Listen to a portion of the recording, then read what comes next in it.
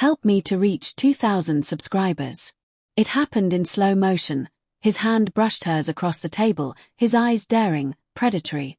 And then, with a smirk so casual it almost sounded like mockery, he said, "So, Clara, how about dinner tonight?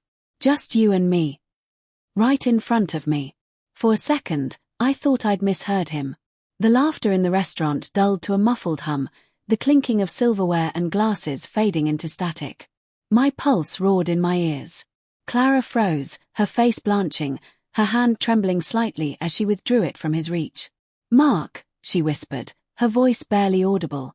Her boss, Mark Willis, CEO of the firm she'd joined 8 months ago. A man I'd shaken hands with 3 times. A man I'd trusted enough to invite into our home for dinner last month. And now, he was asking out my wife while I sat right there. I didn't move at first.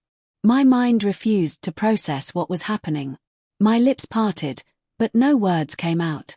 Clara looked at me, panic blooming in her eyes, as if begging me not to make a scene. But something inside me, something raw, something primal, snapped. "What did you just say?" My voice came out lower than I expected. Calm. Controlled. Deadly. Mark leaned back, smile unfazed. "Relax, man. It was a joke." A joke. Clara reached for my hand under the table, but I pulled away. My body was trembling, the air thick with humiliation and rage. Every eye in the restaurant seemed to turn toward us, though maybe that was just in my head. I pushed my chair back slowly, the wooden leg scraping against the floor. "You think disrespecting another man's wife is a joke?" Clara's voice broke. "Daniel, please." But I was already standing. Mark's smirk faltered slightly as he looked up at me. He wasn't expecting me to call him out publicly. People like him never do. They thrive on power, on quiet submission. I leaned forward, my voice barely above a whisper. "You ever talk to her again like that, I swear I'll make you regret it." He laughed. "Wow. Possessive much. Maybe that's why she likes working late with me." Clara gasped. My vision tunneled. I don't remember deciding to hit him. My fist connected with his jaw before my brain could register the motion. The sound cracked through the air like a gunshot. He fell sideways, crashing into the table, a half-empty glass shattering beside him. People screamed. Waiters rushed over. And Clara, my wife, was crying. Not for me. For him. "Daniel! What the hell are you doing?" she screamed, kneeling beside him. That moment was worse than the punch, worse than the humiliation. Her hands on him, trembling with concern. Her voice soft, pleading. The look she gave me, a mixture of fear and disgust. I stood there, heart pounding, the world spinning.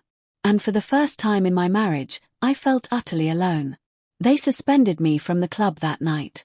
Mark's company handled the scandal quietly, though whispers spread fast in our social circle. Clara barely spoke to me the next few days. Every time I tried to explain, she said, "You overreacted. He didn't mean it like that." Didn't mean it. She didn't understand. Or maybe she didn't want to. I started replaying moments in my head, nights she came home late, laughing over client drinks, the subtle perfume on her clothes that wasn't hers. I remembered how she used to tell me every detail about her day, and now she only said, "It was fine." Maybe Mark's words weren't random. Maybe he was testing me. Testing us. And the way Clara defended him, that broke something deep inside me. A week later, I drove to her office building. I told myself it was to bring her lunch, to make peace, but really, it was to confirm what my gut already knew. She wasn't at her desk. Her assistant said she was out with Mr. Willis. Out. I waited in the car across the street, watching the glass doors like a man on the edge. Hours passed before I saw them, laughing, walking close, his hand resting lightly on her back. The gesture was small, casual, but it gutted me. When she saw me, her expression froze. Mark smirked again, like he enjoyed watching me unravel. "Daniel," Clara began, her tone careful. "This isn't what it looks like." "It never is," I said quietly. Mark stepped closer. "Look, man, if you're going to act like a jealous teenager, maybe you should take a step back and..." That's when I shoved him. Hard. He stumbled backward into a parked car, and before I could stop myself, I was on him again, fists landing where my words couldn't. People were shouting, pulling me back, but I barely heard them. My rage was blinding. Months of doubt, humiliation, and betrayal poured out of me in violent bursts.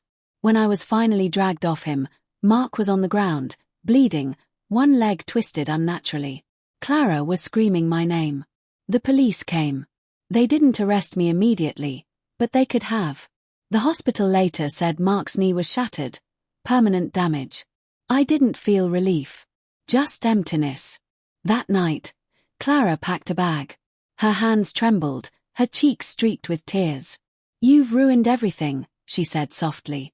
I wanted to scream that she had ruined everything, that if she'd drawn a boundary, if she'd defended me instead of him, none of this would have happened. But the words caught in my throat. Instead, I just watched her leave.